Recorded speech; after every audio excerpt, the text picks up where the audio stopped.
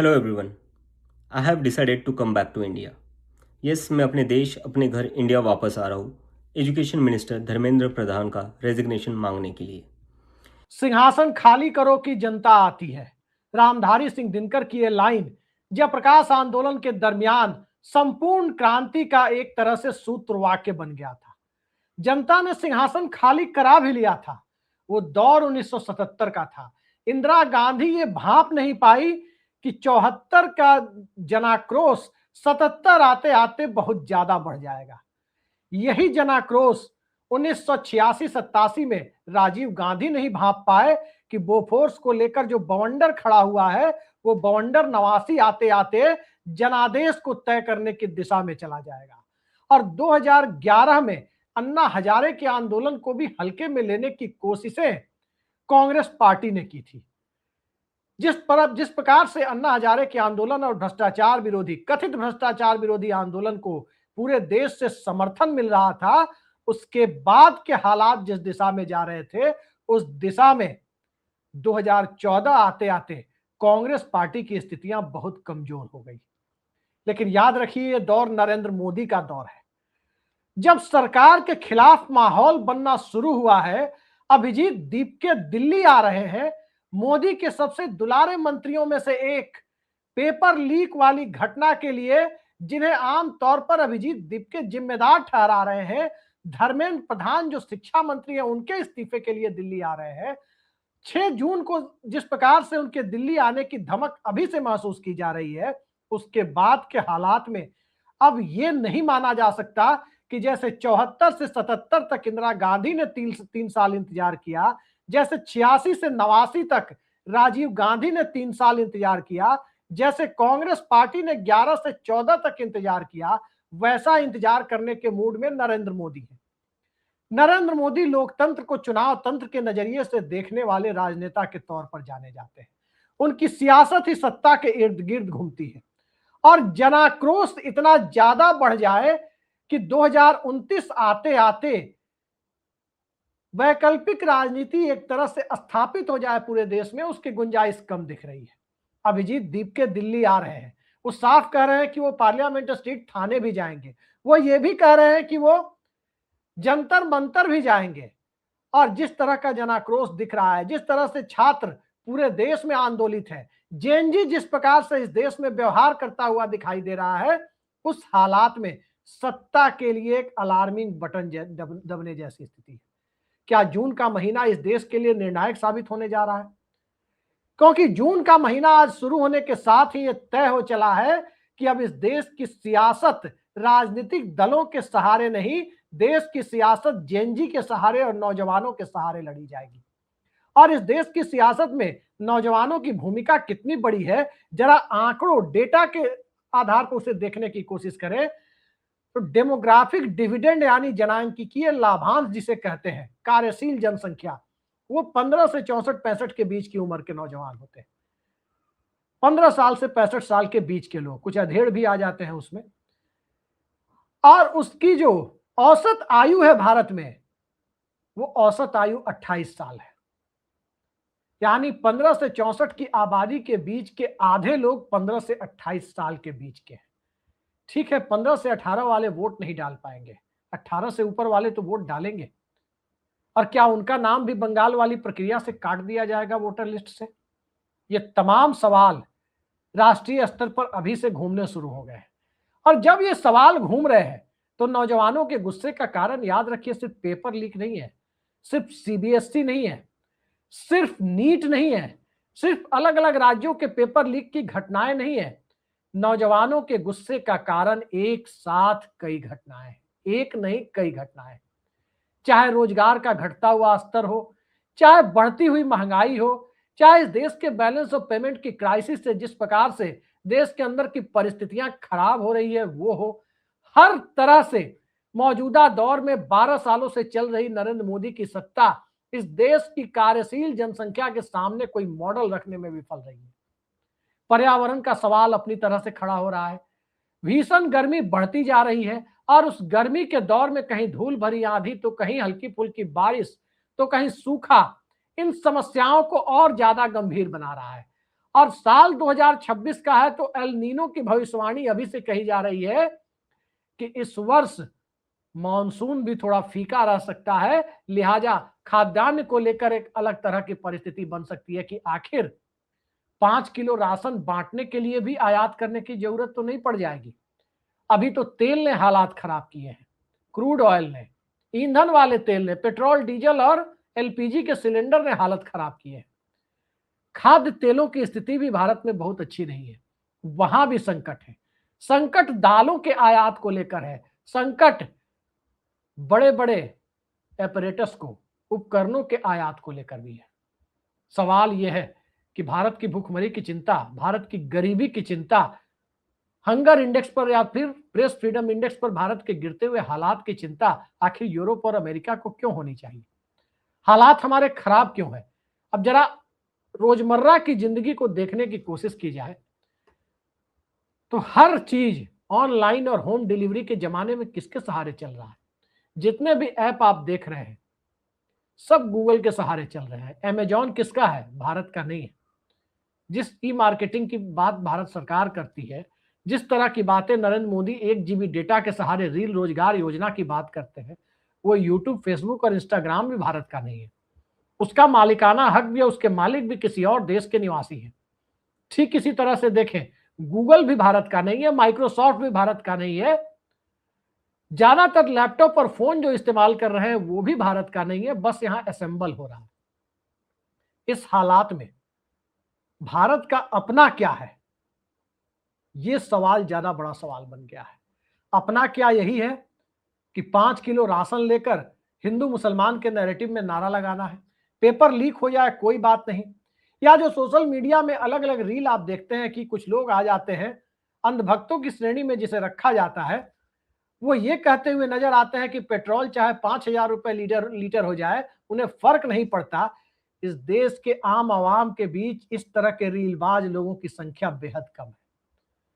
आम आदमी अपनी रोजमर्रा की जिंदगी को लेकर परेशान है, चाहे अर्थव्यवस्था उसकी जिंदगी तबाह कर रही हो, चाहे मोदी सरकार की हम दो हमारे दो वाली आर्थिक नीतियां और कॉरपोरेट के सहारे इस सत्ता और सिस्टम को चलाने की कवायद से आम आदमी परेशान हो, पेपर लीक से परेशान हो, किसानों की एमएसपी गारंटी न मिलने से परेशान हो, बिहार जैसे राज्य में तो मंडी सिस्टम के खत्म हो जाने से किसान परेशान हो, और पर्यावरण जिस प्रकार से देश की जीडीपी को नुकसान पहुंचाता हुआ दिखाई दे रहा है, उन सब के बीच आखिर कॉरपोरेट की तिजोरियां कैसे भर रही है? इन सब के बीच बड़े बड़े सत्ता के करीबी कॉरपोरेट के पास पैसा कहां से आ रहा है? उनके रिटेल चेन से आ रहा है। पैसा कहां से आ रहा है? हमारी आपकी जेब से जा रहा है। और जब हमारी आपकी जेब से जा रहा है तो गुड्स एंड सर्विसेज टैक्स का, जिसे हम जीएसटी कहते हैं, उसका बड़ा हिस्सा यदि हम देखने की कोशिश करें कि आखिर कौन दे रहा है, गरीबी रेखा के नीचे के लोग और गरीबी रेखा के ठीक ऊपर वाले लोग, जो 5 किलो राशन के सहारे किसी तरह से गुजर बसर कर रहे हैं, वो इस देश में 50% से ज्यादा जीएसटी दे रहे हैं। लेकिन ऊपर के लोग जिनके पास सब कुछ जा रहा है, वो 10% से भी कम जीएसटी देते हुए नजर आ रहे हैं। ये इस असंतुलित विकास की सबसे बड़ी परिभाषा मौजूदा दौर में दिखाई दे रही है, जिसका जवाब न तो सत्ता के पास है न सिस्टम के पास है। संजय सिंह और मनीष सिसोदिया जैसे लोग पेपर लीक पर सवाल उठाने के लिए बैठे हों, वहां पुलिस घुस सकती है, लेकिन क्या नौजवानों के अरमानों को कोई पुलिस या कोई पुलिसिया सिस्टम के सहारे दबा सकता है? न तो इंदिरा गांधी की इमरजेंसी दबा पाई और न ही अन्ना हजारे के आंदोलन के दरमियान मनमोहन सिंह सरकार ने हालांकि दबाने की कोशिशें नहीं की, कोशिश करती तब भी नहीं दबा पाती, क्योंकि जनता में सवाल पूछने की प्रवृत्ति अब बढ़ती जा रही है। और उन सवालों के बीच जब अभिजीत दीपके दिल्ली आ रहे हैं, इसी दरमियान एक चर्चा आज शुरू हुई है कि सरकार उत्तर प्रदेश के चुनाव को प्रीपोन कर सकती है।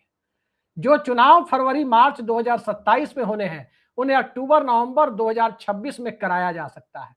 बहाना जनगणना का लिया जा सकता है, लेकिन क्या चर्चा उत्तर प्रदेश की है तो क्या उत्तर प्रदेश के साथ अब लोकसभा चुनाव की तरफ मोदी जाएंगे?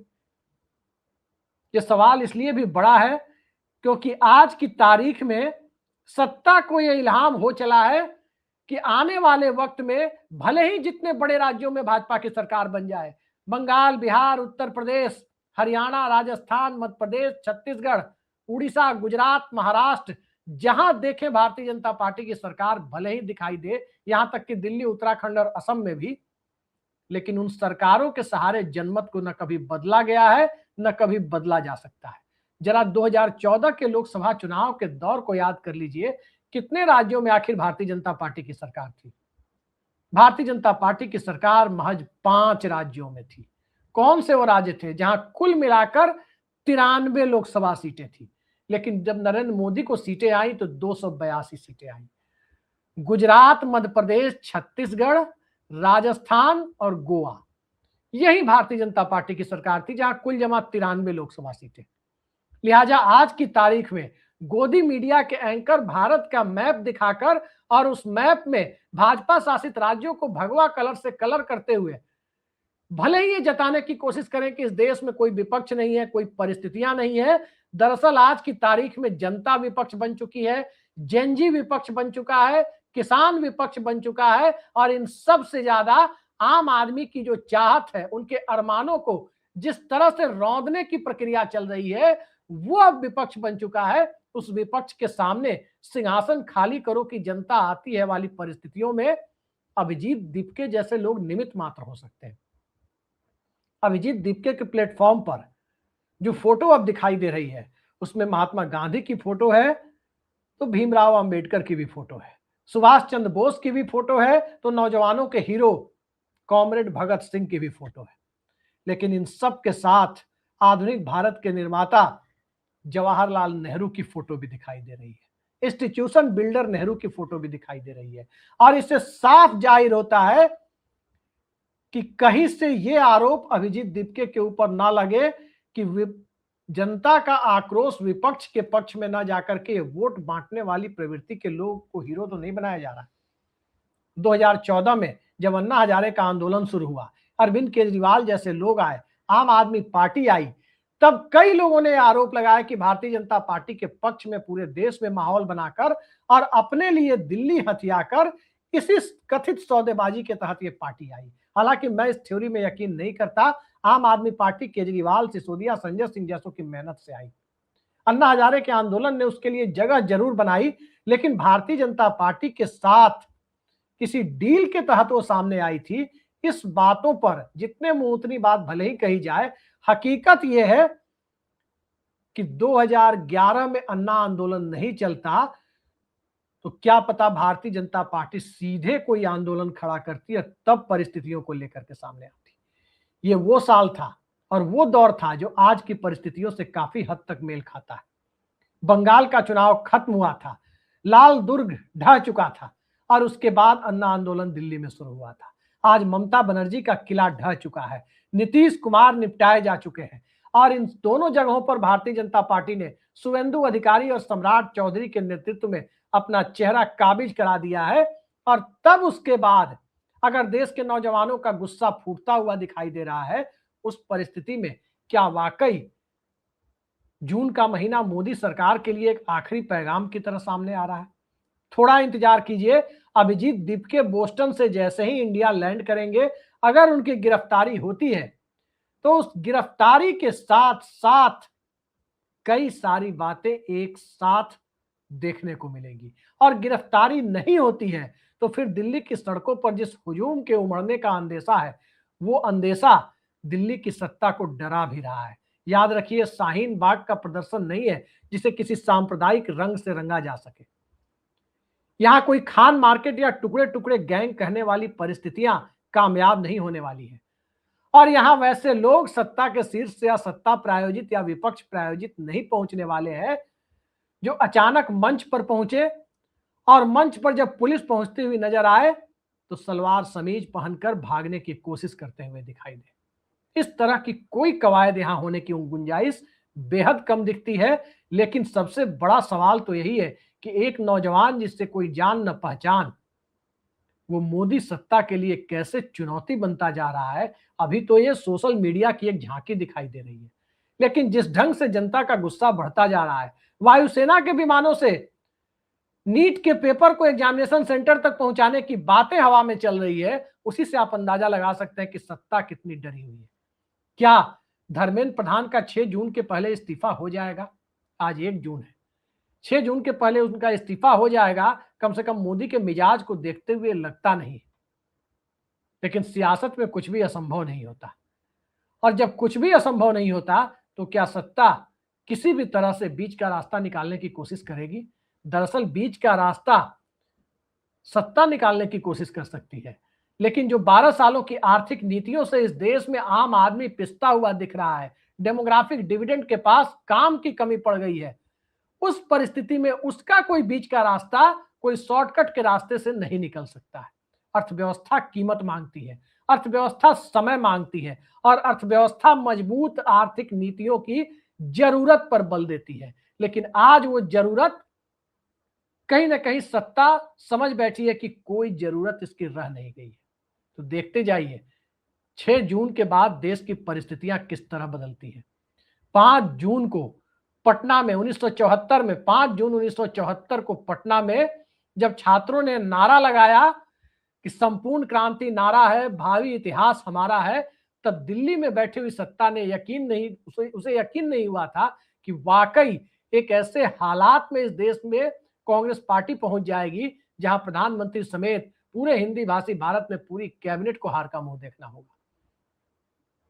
सियासत में इस तरह के प्रयोग होते रहे, और सियासत में सांप्रदायिकता के लिए जो गुंजाइश बनाने की कोशिशें थी, उन कोशिशों की मियाद भी अब पूरी हो चुकी है। यूं कहें कि सांप्रदायिकता वाली मेडिसिन का एक्सपायरी डेट ऐसा लगता है कि अब करीब आ चुका है। अब मुद्दा आधारित सियासत का स्कोप है, और मुद्दा आधारित सियासत के दौर में राहुल गांधी ऑटो चालकों के बीच जा रहे हैं तो कभी ट्रक ड्राइवर के बीच गए थे, कभी किसानों के बीच धान बोते हुए भी दिखाई दिए थे।